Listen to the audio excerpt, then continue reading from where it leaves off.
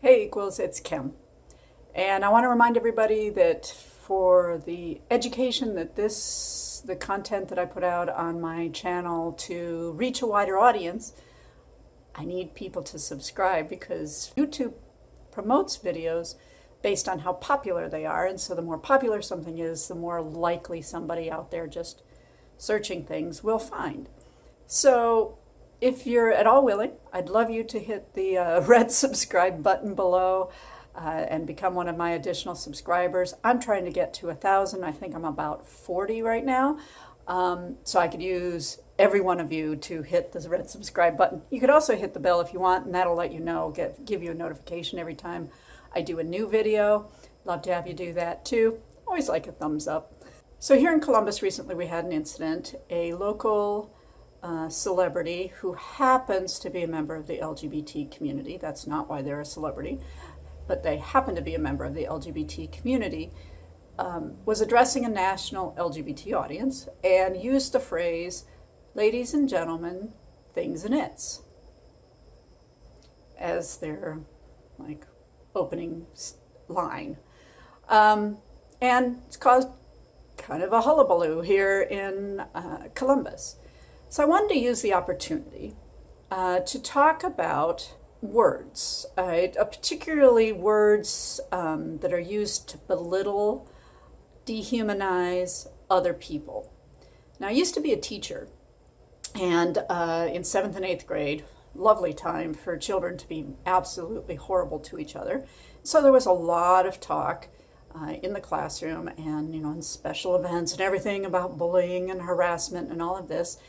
And when we would catch a child out, somebody would say something belittling, dehumanizing in the hallway or something, and we'd say, "Hey, wait a minute, what about all this work we've been doing on bullying? You agreed that this was a good idea."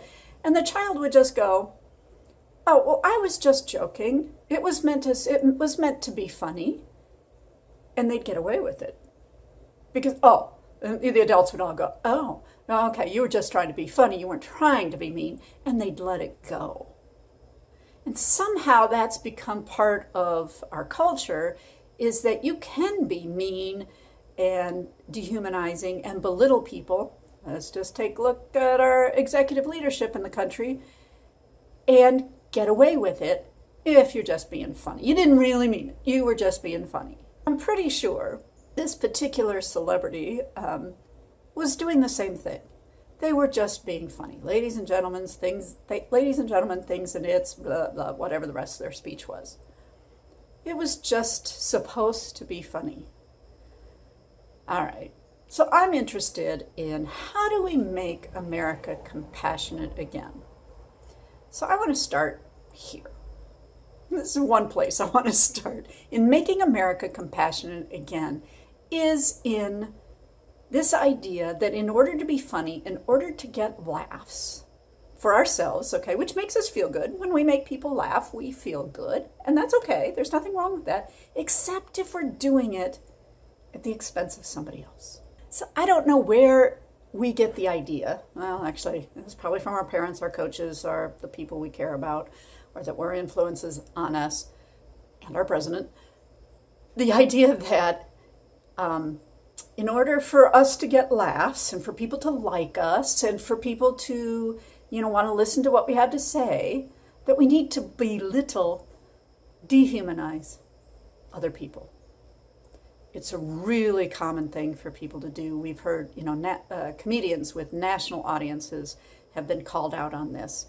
This idea that belittling other people, particularly people of a marginalized community, whether that's people who are differently abled, or people who are of color, or LGBT people, we're making fun of them, belittling them, dehumanizing them, right? Usually by the white dominant culture, somehow makes that white person feel better about themselves, and they can get away with it because they just say, "Oh, I was just joking. It was supposed to be funny. You're being too sensitive." I love that one. "You're being too sensitive." No, we are calling you out on bad behavior. Maybe you didn't realize it was bad behavior because it was something you were taught as a child. I get that. Doesn't mean you can't learn, that you can't grow, that you can't become more compassionate. So my message today, pretty short. Let's take this opportunity in which our community is caught up in a person of privilege who, in order to be funny, to get people to like him and laugh along with him, use the phrase, ladies and gentlemen, things and its, and dehumanized, belittled, not just transgender individuals, but all gender non-conforming individuals. I'm pretty sure this person, wasn't intentionally trying to dehumanize. I think they just lived in a culture, and this is an LGBT person, remember? I'm calling them out too. An LGBT person who just lives in a culture around privilege where gender nonconformity and transgender is not something they understand or respect in a way that he could avoid using it as a ploy to get laughs. He can learn. You can learn. I certainly can learn because I've done it myself.